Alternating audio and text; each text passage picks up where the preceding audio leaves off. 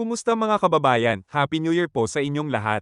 Isang batang lalaki ang ating pag-uusapan ngayon, ang batang ito ay nag-eensayo sa ilalim ng init ng araw. Sa halip na punching bag, ang gamit niya ay puno ng saging. Pero bago ang lahat, huwag kalimutang mag-like, mag-subscribe at i-hit ang notification button para updated po kayo lagi sa mga i-upload ko.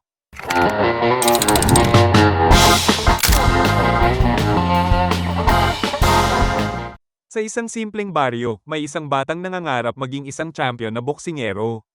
Sa kabila ng kakulangan sa kagamitan, hindi naging hadlang sa kanya ang hirap ng buhay upang abutin ang kanyang pangarap.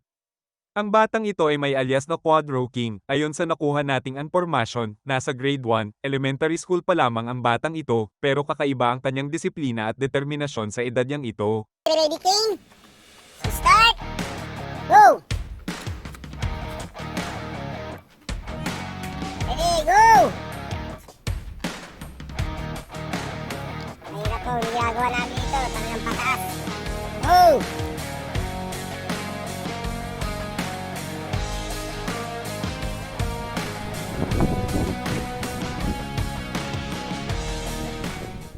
Kahit puno ng saging ang gamit niya sa training, hindi siya nagpapapigil.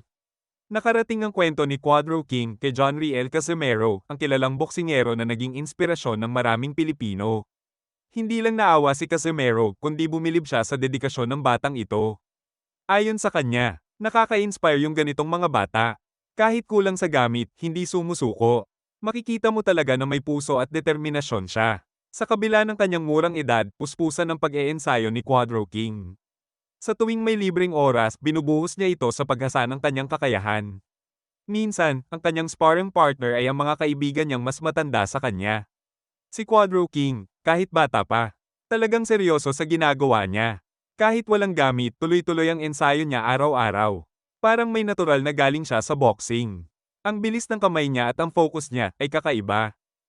Isang beses, ang kanyang sparring partner ay isang grade 6 na estudyante. Sa kabila ng agwat sa edad at laki, ipinakita ni Quadro King ang kanyang angking talino at bilis sa laban.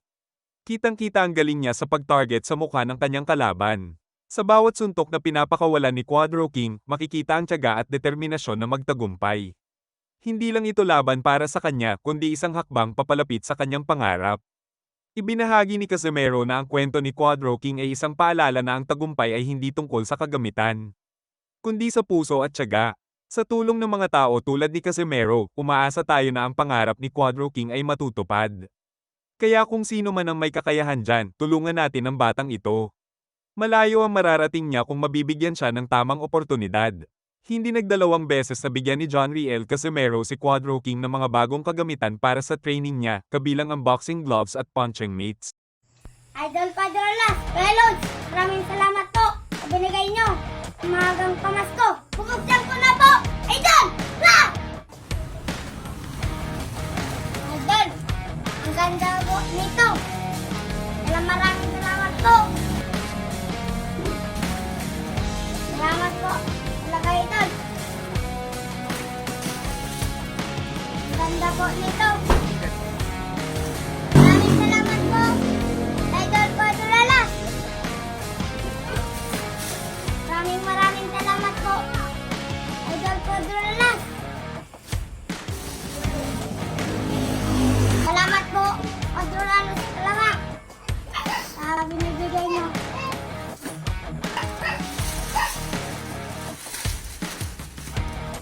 Ha! Agad namang nagpasalamat si Quadro King sa kanyang idol Casimero. At nangako na mas pagbubutihan pa niya ang kanyang training. Ang kwento ni Quadro King ay hindi lamang tungkol sa boxing, kundi tungkol sa pangarap, pagsisikap, at inspirasyon. Sa bawat suntok na kanyang pinapakawalan, kasama ang kanyang pangarap na balang araw, siya ay maging isang tunay na kampiyon.